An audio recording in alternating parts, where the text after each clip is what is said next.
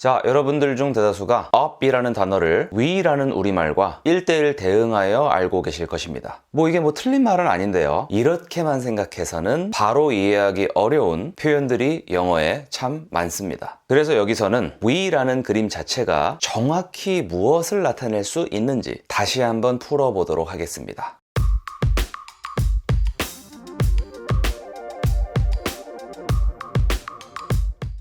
자, 우리가 컵에 물이나 커피를 따르다 보면요, 이것이 계속 이렇게 담겨서 결국에는 컵이 꽉 차게 되겠죠. 다른 말로 완전히 차게 됩니다. 그래서 이 완전히의 그림을 up이 가지고 있고요, 액체를 쭉 따르다 보면 컵의 마지막 입 부분과 이 액체 사이의 간격이 점점 좁아져서 결국 액체의 높이가 컵의 높이를 따라잡는 그림이 만들어지죠. 그래서 up은 또한 따라잡는 그림도 가지고 있습니다. 이것이 원어민들이 up이라는 단어를 보고 들었을 때 떠올리는 대표적인 그림입니다.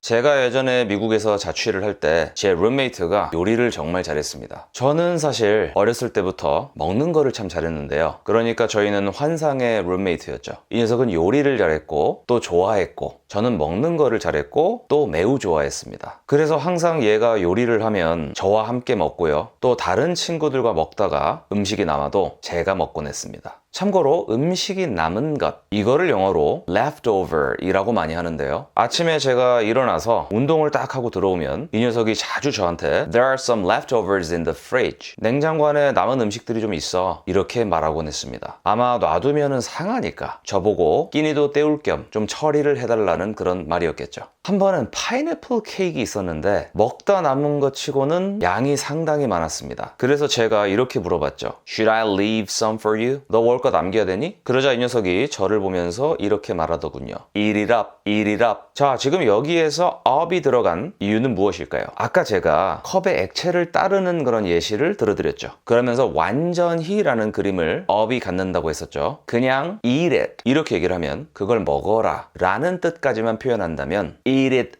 up 이라고 하는 순간 그거를 완전히 먹어라, 즉 먹어치워라 라는 우리말 어감에 좀 더 가까워집니다. Eat it up, 그거 먹어치워, 그거 다 먹어. 그래서 저는 항상 성실히 eat up all the dishes he made 했습니다. 이 녀석을 회상을 하다 보니까 여러 가지 추억들이 떠오르는데요. 벌써 10년도 훨씬 넘었습니다. 얘가 그 오토바이가 하나 있었는데 가끔 어디 나가면은 제가 뒤에 종종 타고 다녔습니다. 아직 제가 그때 주변 지리 같은 거를 좀 몰라가지고 이 친구가 이제 저를 태워서 여기저기 구경을 시켜주곤 했었죠. 그러다가 가끔 주유소에 가면 이 녀석이 이렇게 얘기하는 거를 들을 수 있었습니다. Fill her up, fill her up. 처음에는 얘가 외로워서 미쳤나? 자기 오토바이를 her이라고 하다니. 그런데 나중에 보니까 원어민들이 죄다 자기 차 같은 거를 약간 그 애인에다가 비유해가지고 he나 she로 말하는 거를 진짜 즐겨 하더라고요. 참 신기했습니다. 그러니까 이 친구는 남자였기 때문에 그녀를 완전히 채워주세요, 이런 식으로 얘기를 한 거죠. 즉 우리가 흔히 얘기하는 가득이요, 이게 바로 이 표현입니다. 제가 갑자기 이놈 이야기를 하는 이유는 사실 얼마 전에 페이스북으로 우연히 연락이 닿았기 때문입니다. 한동안 연락이 끊어졌었는데 우연히 이 녀석 계정이 turn up 하더군요. 이 표현은 뭘까요? turn이란 단어는 도는 그림이 있죠. 그런데 이렇게 돌아서 up, 위로 드러난다면 보이지 않던 것이 시야에 들어오게 됩니다. 즉 제 눈앞에 나타난 것이죠. 한참을 이제 저희가 메신저로 대화를 하다가 다음에 꼭 만나서 못했던 얘기 마저 하자, 이런 의미로 제가 I'll catch up with you later, bro 이라고 얘기를 했습니다. 여기서 제가 쓴 catch up with는 상황에 따라서 여러 가지 뜻이 있지만 옥스퍼드 사전에 제3번 뜻으로 이렇게 나와 있습니다. To meet somebody you have not seen for a while and hear their news. 여기서 이 up은 그동안 너와 내가 만나지 못해서 하지 못했던 이야기를 마저 하는, 즉 처음에 제가 컵에 액체를 따르는 그런 예시를 통해서 말씀드렸던 따라잡는 그림을 나타냅니다. 한마디로 나중에 만나서 못했던 이야기 하자 라는 뜻 정도로 얘기한 것이 바로 I'll catch up with you later, bro 가 되는 것이죠. 그동안 너와 나는 서로 소식을 몰랐으니까 그 세월을 쫙 따라잡아서 다 채워야 현재까지 빈틈이 없어집니다. 이런 원리에 의해서 잡다라는 뜻을 가진 동사 catch와 뭐뭐와의 관계를 나타내는 전치사 with 사이에 up이 들어가서 하나의 수거가 만들어졌습니다.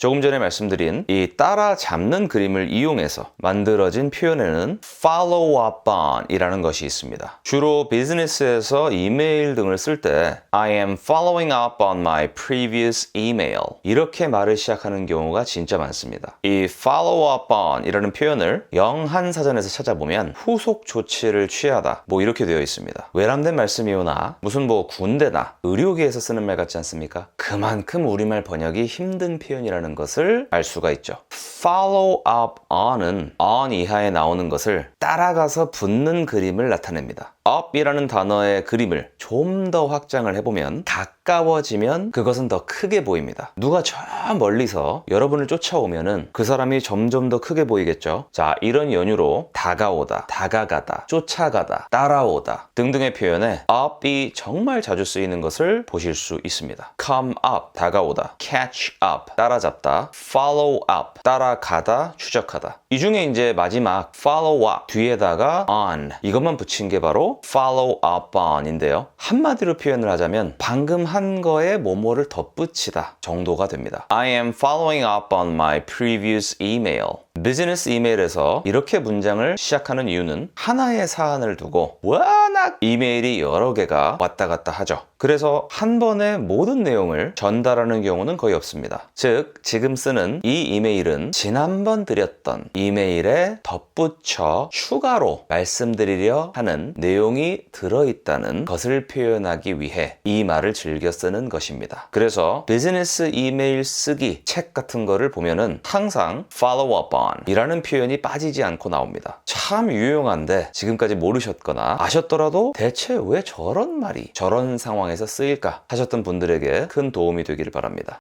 냉장고 안에 남은 음식들이 좀 있어. There are some leftovers in the fridge. 너 먹을 거 남겨야 되니? Should I leave some for you? 그거 먹어 치워. 그거 다 먹어. Eat it up. 가득이요. Fill her up. Fill her up. 나중에 만나서 못했던 이야기 하자. I'll catch up with you later, bro. 지난번 드렸던 이메일에 덧붙여 추가로 말씀드리려 하는 내용이 들어있다. I am following up on my previous email.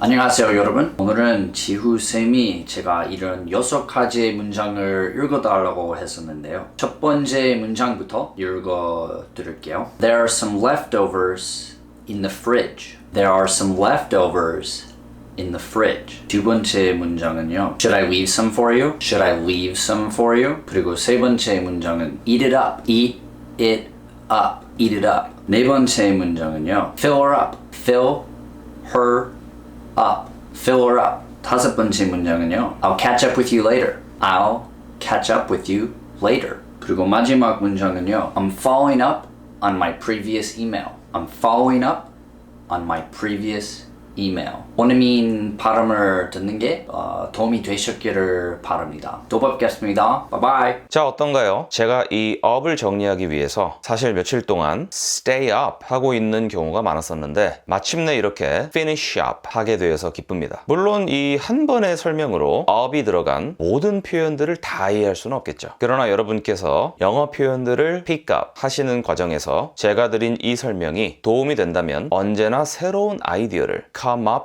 with 하기 위해 늘 fired up 한 상태로 최대한 많은 자료들을 look up 하겠습니다. 이렇게 하다 보면 언젠가는 end up understanding better 하게 되겠죠. 그러니까 여러분께서는 never give up 하십시오. 감사합니다. 내용이 마음에 드셨다면 구독과 좋아요 부탁드리고요. 저는 다음 영상에서 더 좋은 내용으로 찾아뵙도록 하겠습니다. 감사합니다.